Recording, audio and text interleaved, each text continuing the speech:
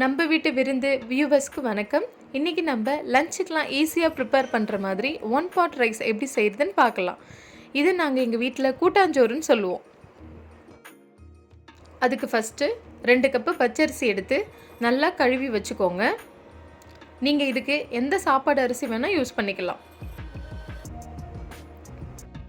எங்கள் வீட்டில் யாருக்குன்னா உடம்பு சரியில்லை, ஜுரம் சளி வந்து வாய் கசப்பில் சாப்பிட பிடிக்கலன்னா எங்கள் அம்மா இந்த கூட்டாஞ்சோறு தான் செஞ்சு கொடுப்பாங்க.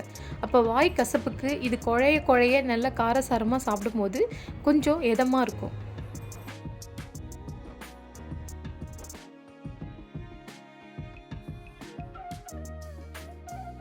அடுப்பு பற்ற வச்சுட்டு ஒரு பாத்திரம் எடுத்து வச்சுக்கோங்க. உங்களுக்கு வேணும்னா நீங்கள் இதை குக்கரில் கூட செய்யலாம். இப்போ தேவையான அளவுக்கு கொஞ்சம் எண்ணெய் ஊற்றிக்கோங்க.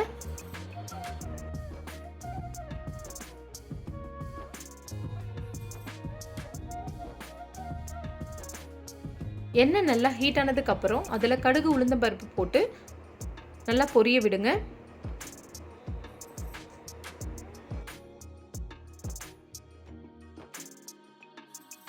கடுகு நல்லா பொரிஞ்சதுக்கப்புறம் ஒரு 4 காஞ்ச மிளகாய் எடுத்து கிள்ளி போட்டுக்கோங்க.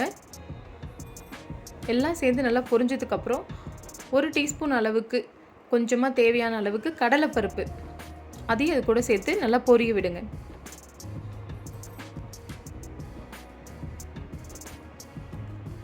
எல்லாத்தையும் சேர்த்து தீயாமல் வதக்கி விடுங்க.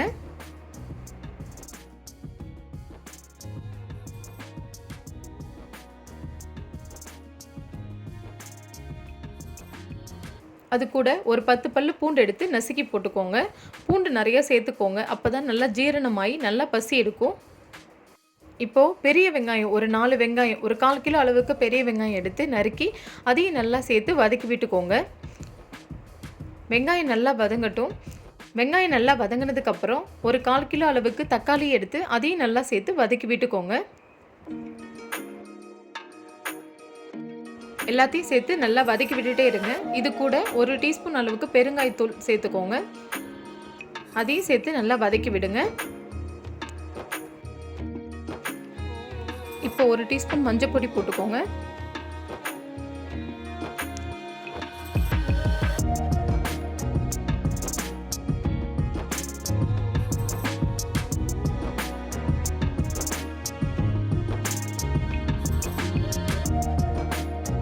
எல்லாம் நல்லா வதங்கிட்டு இருக்கட்டும். இப்போது ஒரு பெரிய நெல்லிக்காய் சைஸுக்கு புளி எடுத்து தனியாக ஊற வச்சுக்கோங்க. புளி தண்ணி கடைசியாக தான் சேர்க்க போகிறோம்.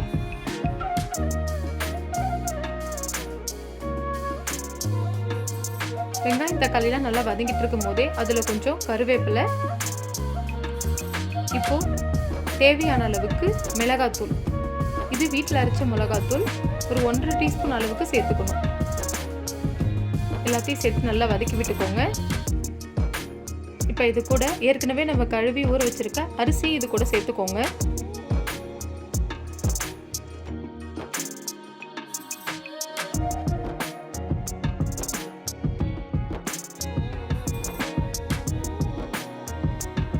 ரெண்டு கப் அரிசிக்கு 4 கப் அளவுக்கு தண்ணி எடுத்துக்கோங்க. குக்கரில் நீங்கள் வச்சிங்கனாலும் இதே அளவுக்கு எடுத்துக்கோங்க.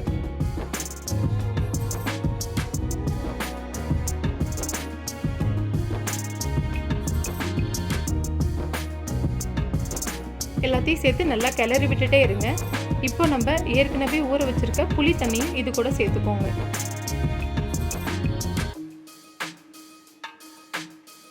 இப்போது எல்லாத்தையும் சேர்த்து நல்லா கிளறி விட்டுட்டு இப்போ தேவையான அளவுக்கு உப்பு சேர்த்துக்கோங்க.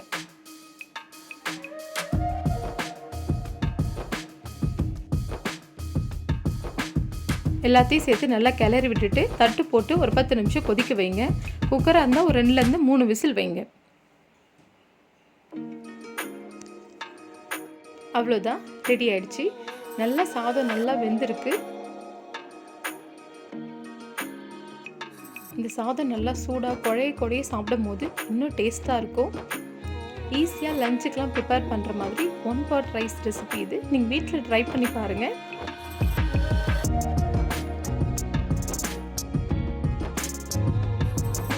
உங்களுக்கு இதே மாதிரி சிம்பிளாக டேஸ்டியாக அண்ட் ஈஸியாக செய்கிற மாதிரி ரெசிபிஸ் எதுனா வேணும்னா கமெண்ட் பண்ணுங்கள்.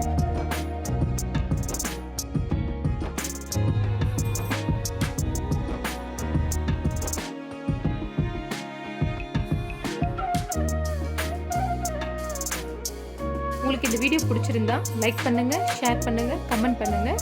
அப்புறம் எங்கள் சேனலை சப்ஸ்கிரைப் பண்ணிக்கோங்க. அப்போ தான் இந்த மாதிரி ரெசிபி வீடியோ உங்களுக்கு நோட்டிஃபிகேஷனாக வரும். நன்றி, வணக்கம்.